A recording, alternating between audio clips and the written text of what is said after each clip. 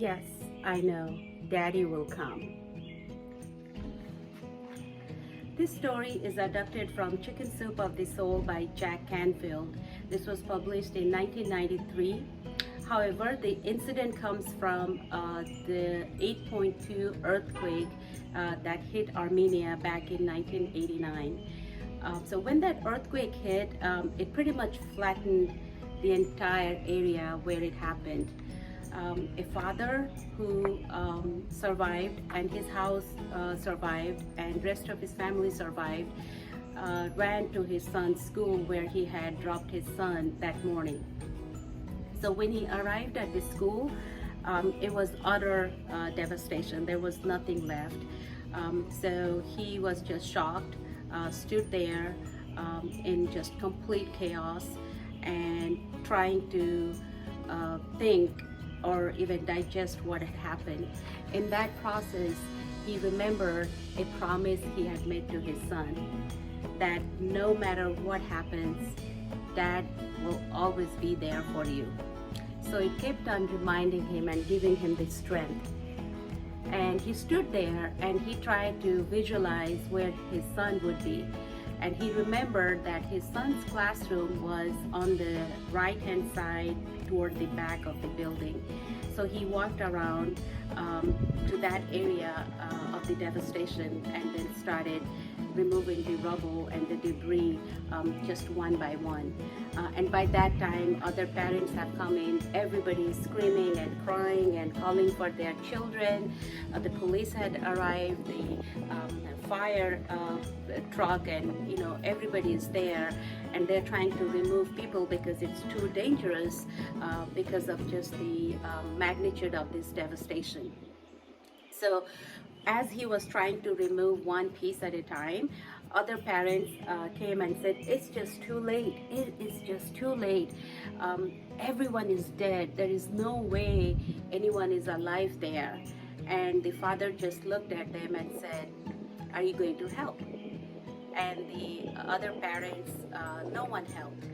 Eventually the fire chief came and it was too dangerous, so the fire chief asked him to leave because he said fires are breaking out everywhere, there may be some explosion, and sir, you have to leave. And the dad looked at the fire chief and asked the same question, are you going to help me?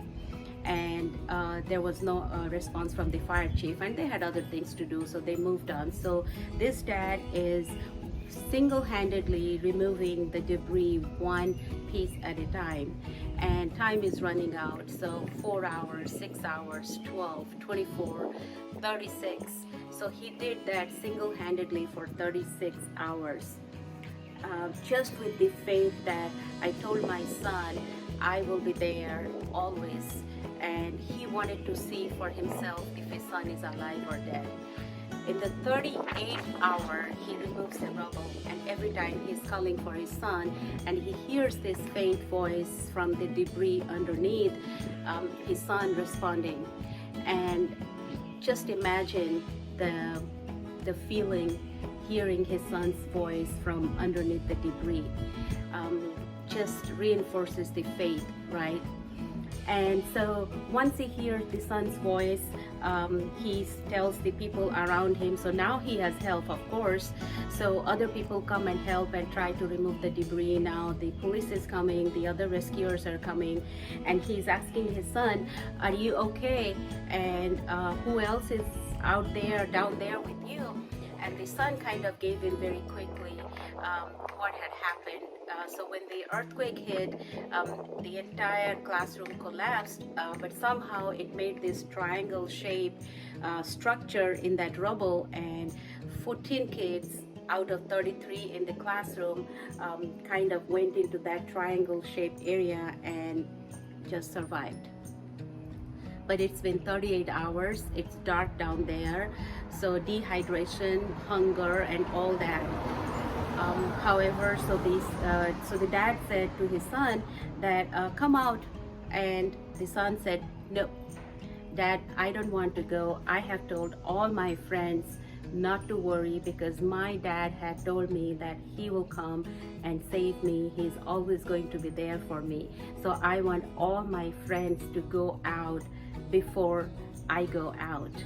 And that just melted the father's heart, and everybody out there. So they rescued each and every children, and then the last one was his son. And this is a happy ending, but it does tells us the faith and perseverance and just the father's love. So this true story just filled my heart with joy, and this is in fact a story that I also teach to my fifth graders in Sunday school on faith and perseverance. So this is very near and dear to me, and it tells us that dads could be tough, dads are strict. At the same time, they also make us tough and to face all harsh situation, and it's a prime example in this story. Thank you for watching. I hope every dad that's watching had a wonderful Father's Day, and let's just spread the love.